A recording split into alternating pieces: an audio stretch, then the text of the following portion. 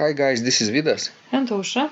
Let's start episode 136 of Ask Vidas and Ausra podcast. This question was sent by Bruce. He writes, Hi Vidas, I'm trying to download BWV 578, the little fugue in G minor by Bach, but I don't see it in the list of directly downloadable items on the Total Organist webpage. Is this piece available to me with my Total Organist subscription? If so, I would like to take it with me on my travels. How can I get a copy of it? I would really like to review and understand your recommended fingerings while I'm on the road. Thanks. Cheers, Bruce. So, Bruce is a traveler, right, Ausra? Yes, that's what I understood from his question.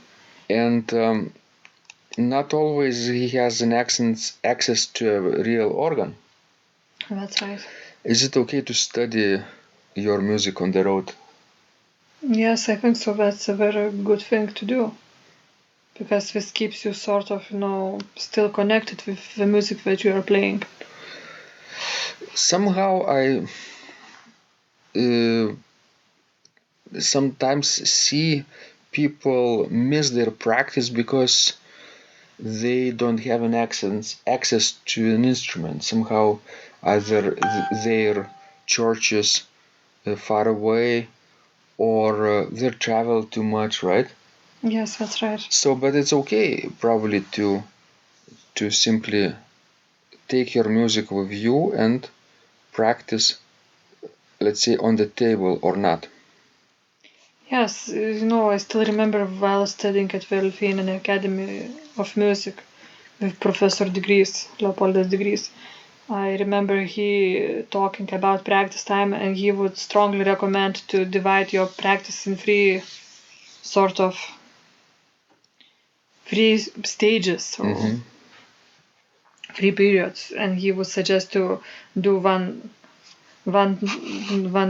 part of your practicing on the organ, another on the piano, and the third one, to do the mental practice, just looking at the score.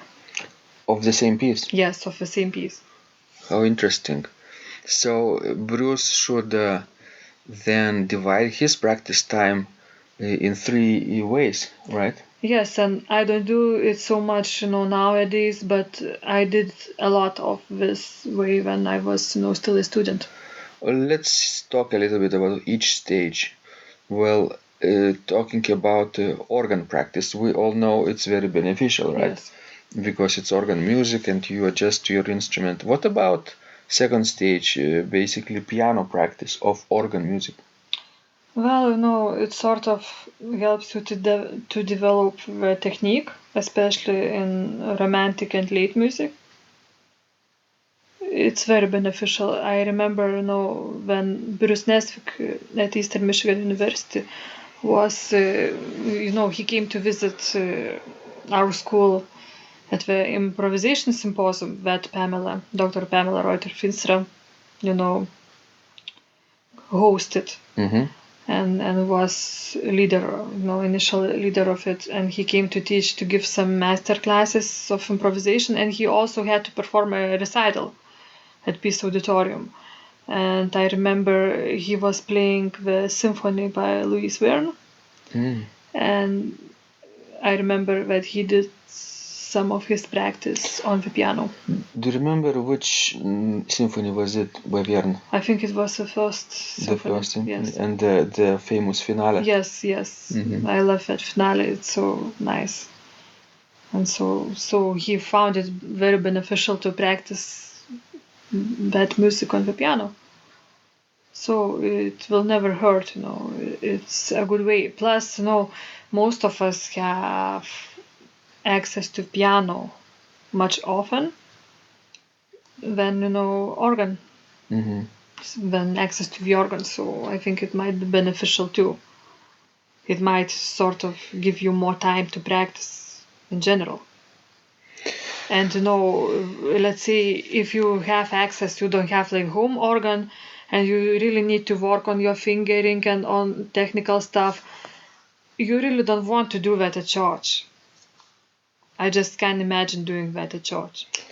Even though, Especially like now, church at St. John's is where no tourists coming all the round. I would not want to know. It would be sort of like washing your underwear, in front of all people. That's the same when you are working on those details and working on the text. except I would think that a lot of people wouldn't even understand that you're washing your underwear. I know, but I would understand that. I would not want to show that, my sort of kitchen in front of everybody. Just in case Bruce Nesbitt comes along, right? I remember once when I was working on Vaterunser from Klavierübung Part 3 at Cornerstone, and I thought I'm perfectly, alone, and nobody listened to me. And then I just heard that somebody actually is in the chapel and is listening to my playing. And it was Olivia Latry and Jean Bidian, so I just felt so embarrassed. And why? Well, I wasn't at the concert stage in that time with my, playing. I was just simply practicing. But that's okay, isn't it? Yes, that's okay, but that's not the most best feeling. You wanted to appear superhuman Yes, in front of yes, Olivier Latry. yes. And what did he say to you? Well, nothing,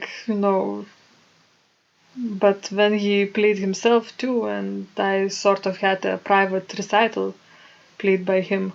On the old ancient organ? Yes. It was wonderful. So interesting. Yes. A lot of people think that Olivier Latry is a master of the French symphonic music, but it's not really the case.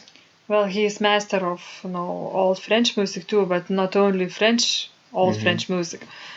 But I think he played like Swelling when my youngest Leben had an end, and it was wonderful. Yeah, these people are masters of everything. So yes, guys, remember that sometimes master himself or herself might appear to be listening when you're alone in your practice room. And don't neglect your piano practice. Yes, it's very important. And also, if you travel a lot, then just look at your score. You may play on the table, or you may just sing, the lines in your head, or loud if you can. From my perspective, I can remember that whenever I have trouble with my technique of the manual parts, whenever I play them repeatedly on the piano, especially in a slower tempo, my technique really improves on the organ too, of the same piece. It really helps. I remember practicing this of the concerto of Handel, one of the concertos. I think that this was in G minor? Or not? F major. F major. In Nebraska. So yes, it helps. And whenever I travel, right, sometimes there is not enough time on the real organ to practice for you.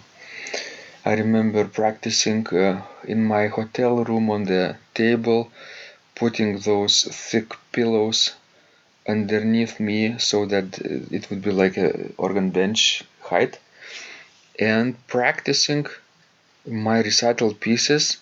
This was in Paris, in La Madeleine Church, and the recital was quite, I think, normal. I think it wasn't a scary feeling at all, even though I had like maybe 45 minutes or so to prepare. Yes, because that mental preparation is very important. You can even prepare for a recital at home while looking at the specification and prepare those registration changes in advance. And when you get to the real organ, you will be almost ready. That's true. Because it's the most important thing how much time you will spend with the actual piece. In either way, either playing or on any instrument or singing it. Oh no, just looking at the score. So mental practice is one of the ways, right? Yes. It's I wouldn't even say it's less important than instrumental practice, because remember that experiment with basketball players? Have I told you about this before? I think you mentioned it, but you can tell it to our listeners too. Some of our subscribers know this story, but I think I'll remind you because it's appropriate right now. There was an experiment with a control group of basketball players. It was in America, I think. Some of them were divided into parts, and one part was directed to play the basketball and shoot, let's say, basketball from one position for 1 hour every day for 30 days. So basically, for 1 month, they shot the basketball from one position for 1 hour.